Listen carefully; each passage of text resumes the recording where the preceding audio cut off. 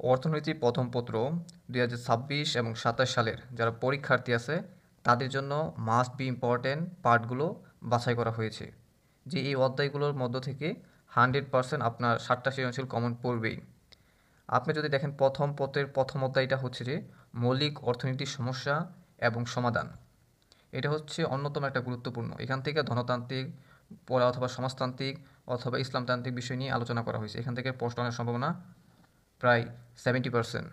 তারপর অর্থনীতির দ্বিতীয় অধ্যায় হচ্ছে, প্রথম পত্রের দ্বিতীয় অধ্যায় হচ্ছে ভোক্তা ও উৎপাদকের আচরণ। এটা হচ্ছে প্রথম পত্রের মাস্ট বি ইম্পর্টেন্ট। এখান থেকে বোর্ড পরীক্ষা, টেস্ট পরীক্ষা এবং কলেজের পরীক্ষার মধ্যে 100% প্রশ্ন আসবে। এখান থেকে আসার সম্ভাবনা রয়েছে 2 থেকে 3টি অবশ্যই আসবে। তারপর হচ্ছে তৃতীয় অধ্যায় হচ্ছে উৎপাদন এবং উৎপাদন আয় ও ব্যয়। That's B must very important হচ্ছে, এটার দেখে আসার সম্ভাবনা রয়েছে একটি অথবা 2টি। তারপর হচ্ছে চতুর্থ অধ্যায় হচ্ছে মাস্ট বি ইম্পর্টেন্ট, গুরুত্বপূর্ণ। কারণ হচ্ছে এখানে বাজার একচেটিয়া বাজার, পুঁজিবাদী বাজার নিয়ে আলোচনা করা হয়েছে। এখান থেকে আসার সম্ভাবনা হচ্ছে 100%।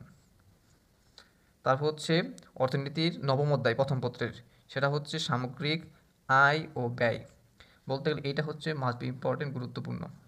এখান থেকে আসার সম্ভাবনা রয়েছে 100%।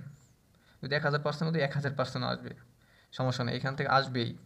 তারপর হচ্ছে দশম অধ্যায় মুদ্রা এবং ব্যাংক। এখান থেকে আসার সম্ভাবনা রয়েছে 1 থেকে 2টি।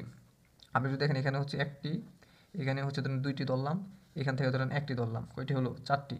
তারপর এখান থেকে ধরেন 2টা আসবেই, 4 আর 2 6। এখান থেকে ধরেন একটা তো আসবেই, 6 1 7। এখান থেকে ধরেন একটা আসবে 7, 8টা।